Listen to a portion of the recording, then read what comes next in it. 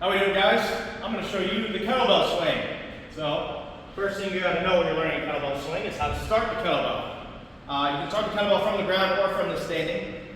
All up to you and where you are. So pull the kettlebell to your butt, snap it through. If you're doing it from the ground, you can start it in front, pull it to your butt, snap it through. The other way is to start the kettlebell right here in your hips and then kick it forward and snap it through. And now you're swinging. I'm flipping the weight to my butt, I'm snapping it through, and I'm having a strong, powerful exhale at the top.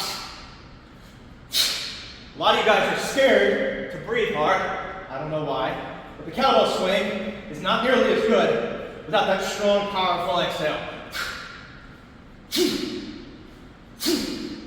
You'll see, when I exhale, my hips snap through, and that's what you're working. From the side, see I'm flipping it to my butt, snapping it through. Flip to my butt, snap it through.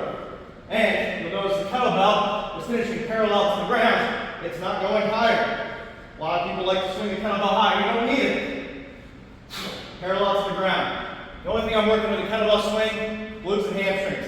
And the erectors are doing some work. They're stabilizing me. But they should not be prime moving me into lumbar extension. I don't want that. Some other common mistakes people make on the kettlebell swing. So, I see a lot of people reach the kettlebell too low. So the kettlebell, your wrist should be striking your thighs right here. And that's going to flip the weight to your butt, or you can then snap it through. The further back you send this kettlebell, and you get that little snap, that's going to give you mechanical advantage coming back forward. You get the potential energy of the kettlebell coming up, and it'll help you swing it through. And then, if you're just firing your hips too hard and it's just coming up, grab a heavier kettlebell. So, when you're trying to learn the kettlebell swing, some helpful drills you can work on. Well, first off, if you haven't mastered the deadlift, you shouldn't be on this exercise. Master the deadlift, then come back if you need to. Now, assuming you've mastered the deadlift, grab yourself a little kettlebell and a towel. And this is to really reinforce the swing aspect of the kettlebell swing. It's a swing. It's not, I'm not raising, it's not a shoulder raise. A lot of people like to try to control this thing. So if you see the butt of the kettlebell point towards the ground, you know you're not swinging the kettlebell. So the energy of that kettlebell should always be straight forward. Again, finishing parallel to the ground. Don't flip this one to your butt, that's not going to feel good. Snap it through. Snap it through. Work on that exhale. Work on sending the hips through. Now, once you've got that down, if you're still struggling to integrate that into a kettlebell swing, you're probably struggling with rhythm. The rhythm of the kettlebell swing is very challenging to learn, and it's different for everyone. Taller people are going to have a slower swing because they have a bigger range of motion. Short people are going to have a nice, tight, compact kettlebell swing because they're smaller. So you've got to kind of figure out what yours is.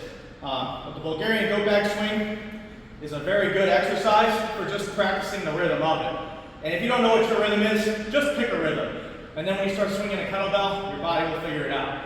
But usually people, when they're struggling with the rhythm, they haven't mastered the hinge yet, and so their bodies are a little bit slow as they learn. This is a great way just to practice it. And then once you can do this in your sleep, try incorporating it into a kettlebell swing. That is it. The kettlebell swing is a very challenging movement to learn, but it's very rewarding once you have. There are so many things you can do with it.